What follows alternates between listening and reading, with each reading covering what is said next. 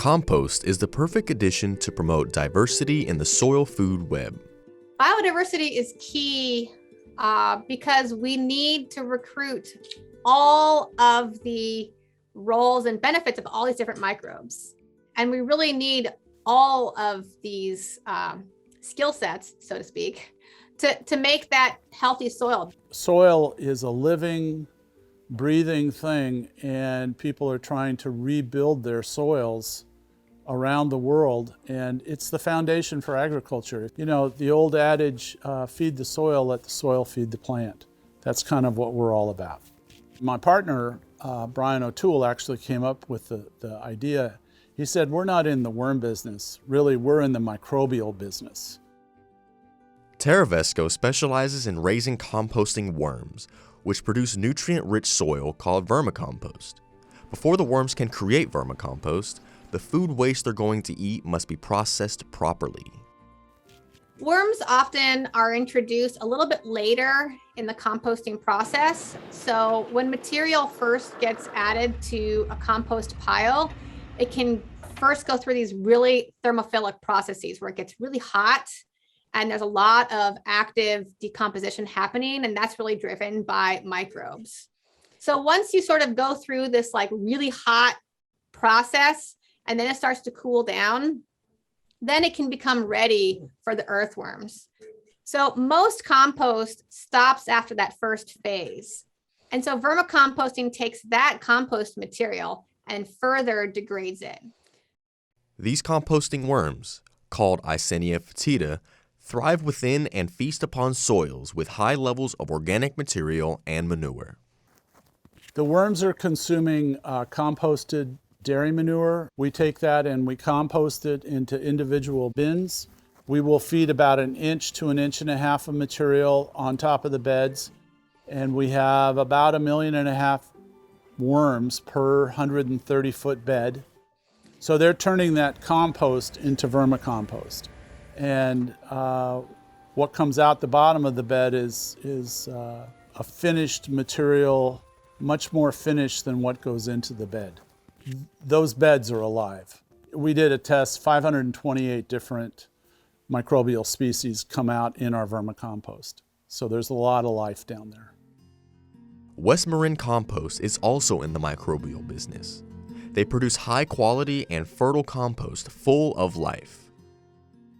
When we apply compost to the soil, we're actually applying microbes. There are millions and billions and trillions, depending on the quantity of compost, of living organisms in the compost. Compost is important for a number of reasons.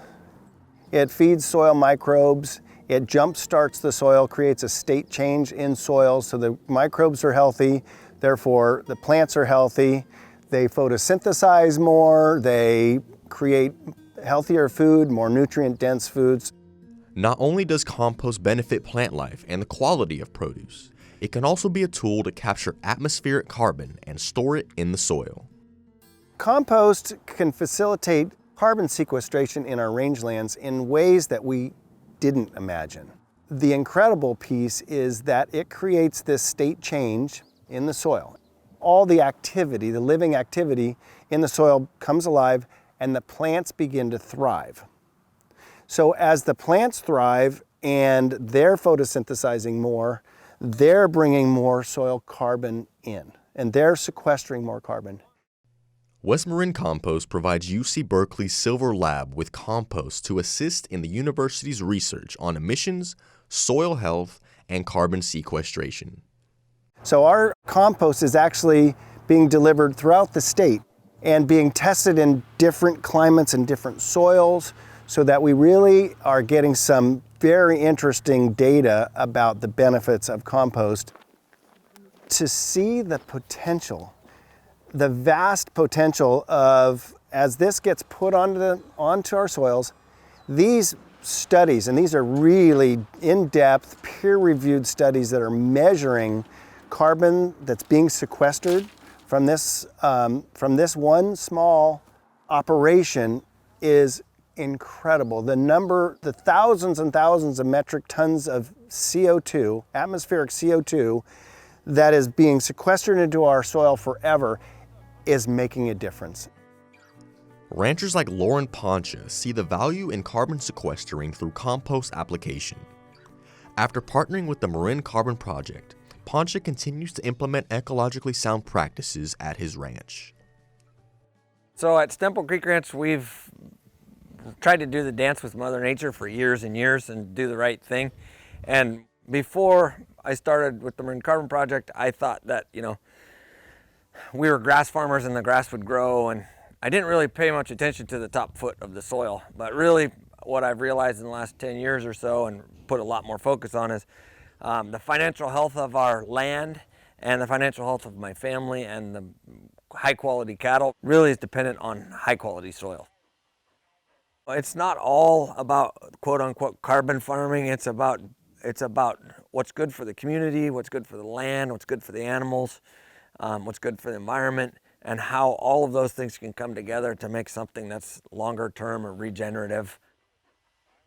The whole thing that drives carbon farming is photosynthesis. So in order for photosynthesis to happen, you have to have a living root in the ground, and the plant has to be healthy enough to capture the rays of the sun to pump liquid carbon into the soil. The processes that we use for carbon sequestration are really focused around a few main things. One is keeping soil cover. So we don't want to graze the grass or forbs until there's no soil cover. We use a lot of compost on our pastures and hill grounds. We source our compost from a few local companies, and then we actually make some here on farm. Through conscious environmental efforts, Poncia is proud of what Stemple Creek Ranch has been able to accomplish. I'd say the most rewarding part about carbon farming is seeing the cycle of life and watching how much forage and how much biodiversity we grow here on the ranch when the seasons are right, and actually seeing positive results and seeing that dark, chocolatey, beautiful, healthy soil layer, knowing that our management and the practices that we're doing are actually helping create more of that. Because it's not real easy to see CO2 coming from the atmosphere and storing it in the soil. It's not easy to see. It's not even easy to measure. But when it feels right and you see that you're producing high quality forage and nutrient dense food for communities, it feels like the right thing to do, and just let's keep doing this over and over and over again. I know like that much about soil health and carbon sequestration, but I know a lot of what I won't do in the future and a lot of what I will do more. I don't want to speed up time, but I'm super excited to see what this land looks like in 10 years, because I think it's going to look totally different than it does now. I hope. So we'll see.